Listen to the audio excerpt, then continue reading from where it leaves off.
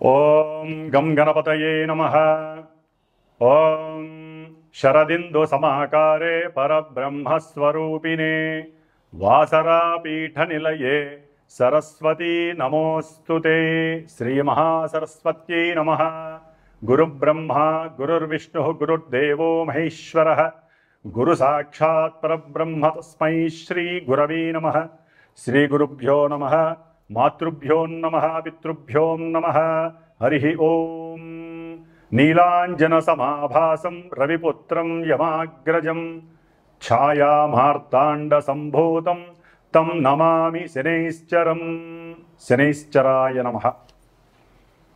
వీక్షించేటటువంటి ప్రేక్షకులందరికీ కూడా వక్రిస్తున్నటువంటి శని భగవానుడి యొక్క అనుగ్రహం అందరికీ కలగాలని, అందరిలో ఉన్నటువంటి ఆలస్యము, బద్ధకము, నేను ఈ పని చేయలేను అనేటటువంటి కాన్ఫిడెంట్ లెవెల్స్ తొలగిపోయి చాలా ఉన్నతమైనటువంటి కీర్తి ప్రతిష్టలని, అట్లాగే ఆలస్యాన్ని, బద్ధకాన్ని వదిలితే చాలా అకుంఠిత దీక్ష పెరిగి క్రమశిక్షణ అనేటటువంటి ఆ యొక్క చర్య ద్వారా ఎంతో కీర్తిని, గౌరవాన్ని ఇచ్చేటటువంటి ఆ పరిస్థితిని తెచ్చేవాడు కర్మకారకుడైనటువంటి శని భగవానుడు.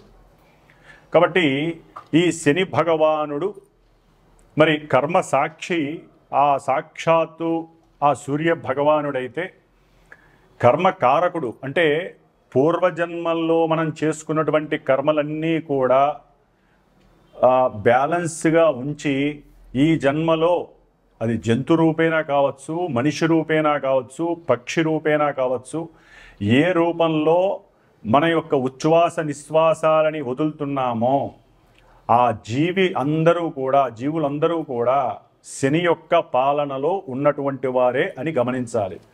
ఎందుకంటే మనకు ఉన్నటువంటి పంచభూతాలలో కనపడనటువంటిది వాయువు. ఇది మనసు కన్నా అతివేగంగా ప్రయాణం చేస్తూ ఉంటుంది ఈ వాయువు అనేటటువంటిది. కాబట్టి ఈ వాయువు ద్వారానే ప్రతి జీవి కూడా కర్మని అనుభవిస్తూ, మంచి చెడులను అనుభవిస్తూ, ఉచ్ఛ్వాస నిశ్వాసాల ద్వారా అంటే మనం చేసేటటువంటి యోగా పరిక్రమ ద్వారా కావచ్చు, లేకపోతే వ్యాయామాల ద్వారా కావచ్చు, మన యొక్క శరీరంలో ఉన్నటువంటి ప్రతి అవయవము కూడా స్పందించి ఆ యొక్క గాలి లోపలికి పీల్చుకోవటం ద్వారా వాయువుని అది ఆక్సిజన్ రూపంలో ఆ శరీర భాగాలన్నిటికీ కూడా సరైనటువంటి పద్ధతిలో అంది మన యొక్క ఆయుష్ని పెంచేటటువంటి పరిస్థితిని కల్పించేసేటటువంటి వాడు సాక్షాత్తు కర్మకారకుడైనటువంటి శని భగవానుడు. అంటే ఆయుకారకుడు ఆయనే, కర్మల్ని అనుభవించేటటువంటి స్థితిని తెచ్చేది ఆయనే, కర్మ పరిపక్వతని ఇచ్చేటటువంటి వాడు ఆ శని భగవానుడు అని అందరికీ తెలిసినటువంటి విషయమే. మరి ఆ శని భగవానుడు మార్చి 29వ తేదీ అర్ధరాత్రిన మీనరాశిలో పూర్వాభాద్ర నక్షత్రంలో తను రాశిని చక్కగా మారి ఆ మీనరాశిలో సంచరిస్తూ జూలై 13వ తేదీ వరకు అదే రాశిలో చక్కగా స్ట్రైట్ వేలో ఉత్తరాభాద్ర నక్షత్రంలో తన యొక్క సొంత నక్షత్రంలో స్ట్రైట్ వేలో చక్కగా రుజుమార్గంలో ప్రయాణం చేస్తూ వచ్చాడు. దీని ద్వారా, ఈ ప్రయాణం ద్వారా కొంతమందికి ఏలినాటి శనులు, అష్టమ శనులు, అర్ధాష్టమ శనులు, వేధాశని దోషాలు ఇవన్నీ కూడా చక్కగా పరిచయం అయినాయి. దాదాపుగా ఏప్రిల్, మే, జూన్, జూలై దాదాపు 120 రోజులు బట్టి కూడా 135 రోజులు బట్టి చక్కగా శని యొక్క అనుగ్రహాన్ని పొందుతున్నారు అని కూడా అనుకోవచ్చు. మరి ఈ జూలై 13వ తేదీన ఏంటి విశేషం అంటే రవి యొక్క గమనాన్ని బట్టి ఆయన నుంచి అంటే సూర్య భగవానుడి నుంచి ఎంతెంత దూరంలో ఏ గ్రహము ఉంటే ఆ రాశిలో ఉన్నటువంటి గ్రహం వక్రిస్తుంది. మనకు ముఖ్యంగా వక్రించేటటువంటి గ్రహాలలో శని భగవానుడు లాంగివిటీ ఎక్కువ కాలం వక్రిస్తాడు. కాబట్టి ఈ విధంగా శ్రావణ మాసంలో ఈసారి 2వ తారీఖు నుంచి మరి 19 రోజులు ఈ యొక్క జపము ఆచరిస్తూ 19 రోజులు కూడా ఉన్నంతలో నియమనిష్టలతో ఆచరిస్తూ ఎవరికి ఏ రకమైనటువంటి శుభాలు జరగాలో అది నిత్య సంకల్పంలో చెప్తూ ఆ హోమాన్ని చేయటం అనేటటువంటిది విశేషమైనటువంటి ప్రక్రియగా నేను పెట్టుకున్నాను. కాబట్టి ఎవరైనా దీంట్లో సంకల్పయుక్తంగా మనస్ఫూర్తిగా చేయించుకోవాలనుకుంటే నన్ను సంప్రదించగలరు ఫోన్ చేసి. కాబట్టి ఈ విధంగా శని భగవానుడి యొక్క వక్రత్వం వలన కొన్ని ఆలస్యంగా జరగాల్సినవి ఫాస్ట్గా జరిగే అవకాశాలు ఉంటాయి. ఆయన యొక్క దృష్టి ప్రభావం కూడా ఇప్పటి వరకు 12వ తారీఖు వరకు పడేటటువంటి దాన్ని బట్టి కొంచెం ముందు రాశి మీద పడే అవకాశం ఉంటుంది. కాబట్టి అవి ఏమేం రాశులు, మేషం నుంచి ద్వాదశ రాశుల వారికి వక్రత్వం కలిగినటువంటి శని భగవానుడు ఏ విధమైనటువంటి భావాల మీద ఏ విధమైనటువంటి పరిస్థితుల్ని కలుగజేస్తాడో మనం చక్కగా తెలుసుకుందాం. కాబట్టి 138 రోజులు శని వక్రత్వం వలన ఎన్నో మధ్యలో మనకి కుజుడు కూడా ఈ నెల 29 నుంచి ఆయనకి ఎదురుకుండా వస్తాడు. కాబట్టి అది నెక్స్ట్ ఏదైనా వీడియోలో తెలియజేస్తాను. ఈ శని కుజుల యొక్క విపరీతమైనటువంటి దృష్టి విభేదం అనేటటువంటిది చాలా ఇబ్బందులను కూడా కలుగజేస్తుంది ప్రపంచానికి. అట్లాగే కొన్ని రాశుల వారికి కూడా ఆ ఇబ్బందులు కలుగజేస్తే అది నెక్స్ట్ వీడియోలో తెలియజేసుకుందాం చక్కగాను.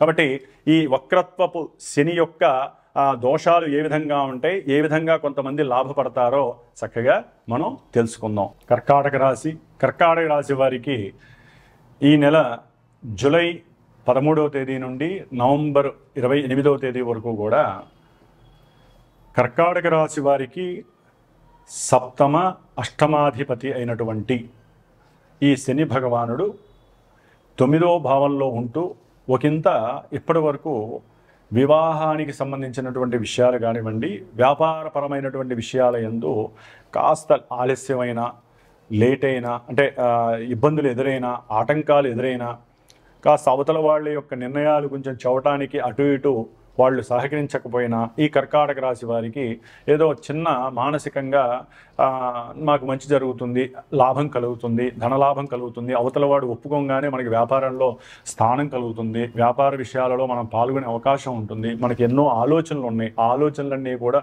వ్యాపారంలో పెట్టాలి, ఎన్నో పెట్టుబడులు పెట్టాలి, దానికి సంబంధించినటువంటి బ్యాంక్ వాళ్ళని కలవాలి, ఇప్పటికే బ్యాంకు వాళ్ళు ఆర్థికంగా మనకు పెట్టుబడి పెట్టడానికి వెనకంజ వేస్తున్నారు. ఇట్లా ఎన్నో రకాలైనటువంటి ఆటంకాలు ఇవన్నీ కూడా వీరికి లేకుండా శని రుజుమార్గంలో ఉండి చాలా వరకు అలా సాగుతోంది బండి కర్కాటక రాశి వారికి. ఎక్కడ డిసప్పాయింట్మెంట్స్ లేవు.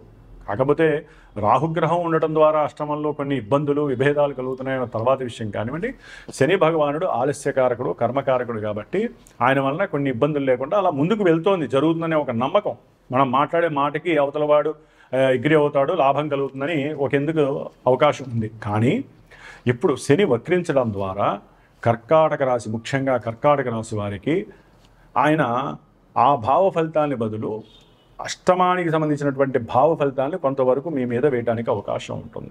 ఆల్రెడీ అష్టమ శని అనుభవించారు మీరు, ఏమేం జరిగినాయో అంత లేకపోయినా వక్రించిన శని, పాపగ్రహ శని ఆయన ఈ కర్కాటక రాశి వాళ్ళకి ఆల్రెడీ పాపి అయిన వాడు వక్రించడం అనేటటువంటిది కొంత ఇబ్బంది. అంటే ఇందాక నేను చెప్పినవన్నీ కూడా రిఫ్లెక్ట్ అవుతాయి.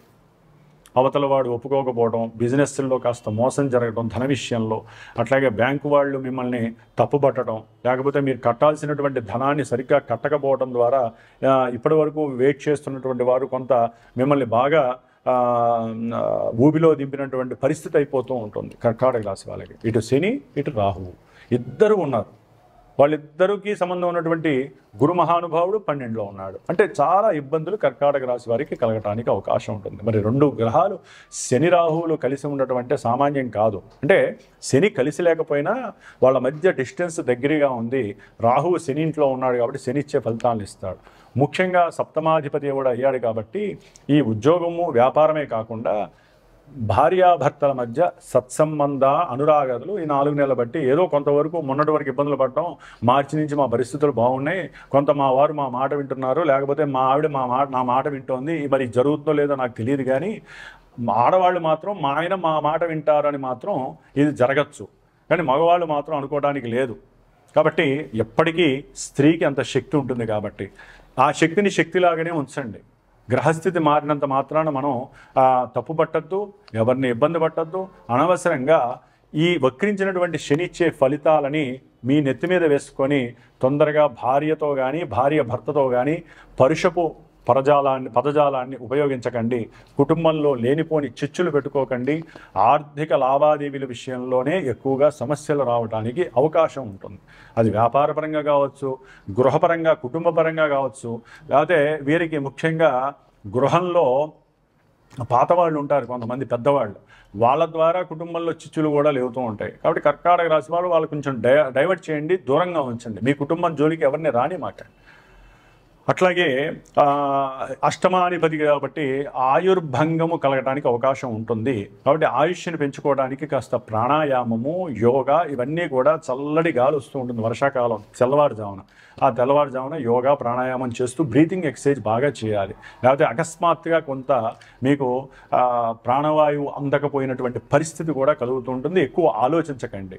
అట్లాగే ఆకస్మికంగా కొంత లాభము కలుగుతుంది అనుకుంటారు, కానీ పెట్టుబడుల ద్వారా కొంత అది కూడా నష్టపోయే అవకాశం ఎక్కువగా ఉంటుంది ఆర్థికంగా. అట్లాగే కొంత బంగారము, ఏదైనా వెండి, లేకపోతే పనివాళ్ళు అంటే మీ కింద పనిచేసే వాళ్ళ ద్వారా కొంత నష్టపోయే అవకాశం, అది చోరత్వం జరగచ్చు, వాళ్ళు ఏదైనా తీసుకుని ఉండొచ్చు, లేకపోతే వాళ్ళు మీతో పోట్లాడచ్చు. వాళ్ళ ద్వారా అంటే మీ కింద ఉన్నటువంటి వాళ్ళు పనిచేసే శ్రామికుల వలన పారిశ్రామికవేత్తలకు కావచ్చు, లేకపోతే మామూలుగా కారు ఉన్న వాళ్ళు కావచ్చు, వ్యాపారస్తులు కావచ్చు, వాళ్ళ వల్ల కొన్ని ఇబ్బందులు కలిగే అవకాశం ఉంటుంది. జాగ్రత్త వహించండి.